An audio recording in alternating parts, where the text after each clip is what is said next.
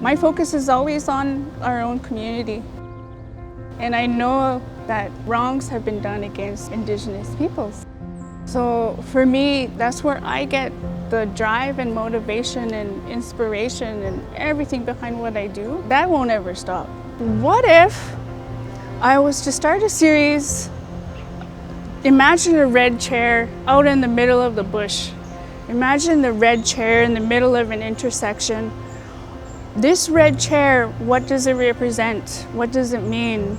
And for me, it means a deep connection and bloodline, ancestral bloodline, and our connection as Indigenous peoples to the land.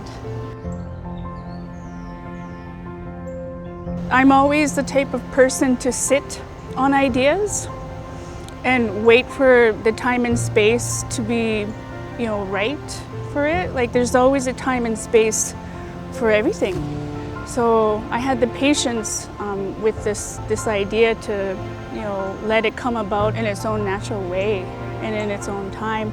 It's an open call and it's ongoing, so the series won't end. As long as I have my camera and I can hold up a camera, I'm going to keep photographing portraits for it, because I think it's really important that we as Indigenous people have that space, because we don't ever get those spaces, right?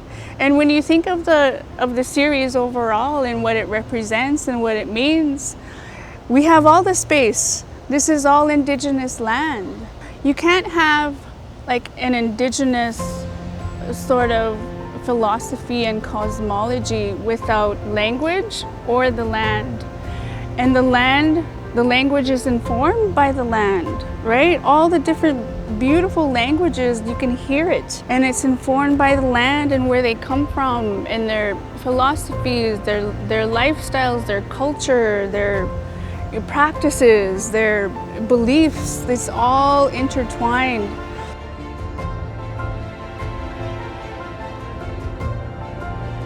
I can really understand and really relate with that open concept, letting things happen as they would, or as they should, or as they could, you know what I mean? So it's really funny though too, because sometimes often we have to last minute find a red chair. Oh, my cousin has a red chair, my mom's aunt, or my auntie, my mom, like my grandma has a red chair we can use. So it always just comes together. When things come together like that, it's as it's meant to be, right? So I'm where I'm meant to be. Everything is happening as it's meant to be. So I'm really cognizant and appreciative of that, and really thankful for these opportunities with people. One portrait is of one of my dear friends, Jeremiah, and he's a rapper, right? And he has this little boy. He's got a beautiful family. His oldest son, he wanted to be a part of the session, so we ended up shooting that portrait with the mountains in the background, and his little baby boy was standing on the chair. He found the chair somehow, right? It all just came together. It was a really beautiful session, and I was so happy to meet his son. Because to me, that's what it's about. It's about connection and amplifying these stories of, this beautiful power that we have as Indigenous peoples in carrying these stories in our lineage forward. I think it's important to emphasize that this is all Indigenous land, that acknowledgement of different energies of spaces and different territories, languages, all of this is very important to me.